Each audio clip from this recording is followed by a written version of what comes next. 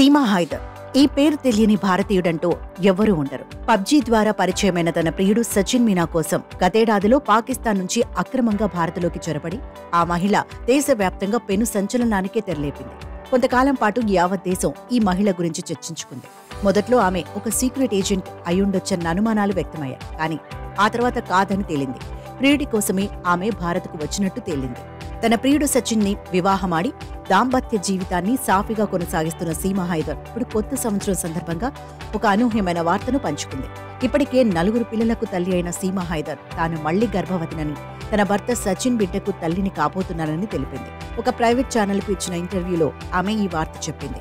సచిన్ తండ్రి కూడా ఈ వార్త నిజమేనని, సీమా హైదర్ గర్భవతి అనే విషయాన్ని స్పష్టం చేశారు.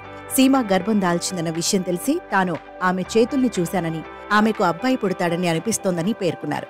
ఈ వార్త బయటకు రావడంతో సోషల్ మీడియాలో రకరకాల మీమ్స్ వెలువెత్తుతున్నాయి.